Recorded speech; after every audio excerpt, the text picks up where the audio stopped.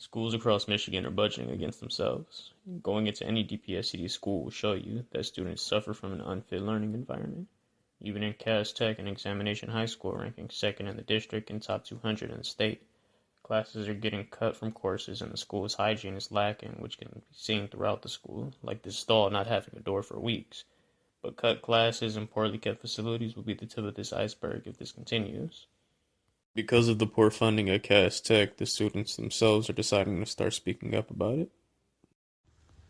Detroit Public School receives most of their funding from state, federal program, and local property taxes. But because property taxes are much lower in Detroit than in suburbs, our school rely heavily on state ed. When that funding is cut, our school suffers the most. Our schools can't take any more hits. Our supplies that are provided by state funding are old or in extremely poor conditions. Cutting even more funding for schools will put students in Detroit public schools in even more of a disadvantage against suburban schools. Students feel that their education quality will decrease exponentially, and they don't know how it can get any worse when we already have leaky roofs, bare minimum curricular material, and food that lacks nutritional value. I sat down with Mr. Korbalki, a former engineering teacher who taught at Castech for decades. He talked about how funding changes have made it harder for students to learn. Takes $2,000 to buy the curriculum every year.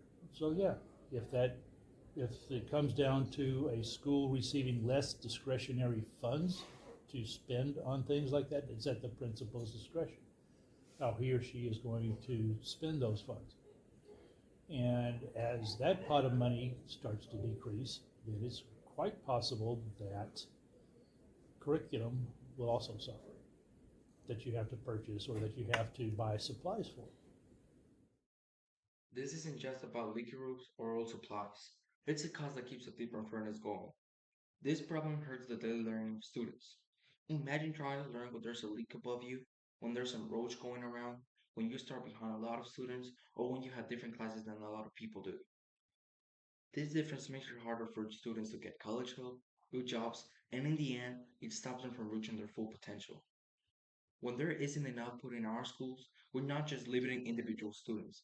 We're holding back the very future of Detroit by not helping grow the students that it needs to get better. Detroit just passed a $3 billion budget, but most of the money is going to things like police and transportation, not public schools.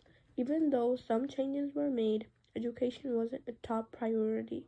And since school funding mostly comes from state, the city can't easily shift money to help students. You might be wondering if, as a student, you can do anything about this. Yes, you can, and you can speak up about it by making sure that other people know about how your conditions at school are unfavorable. Or another thing, raising awareness of your conditions by a community engaging activity like this presentation.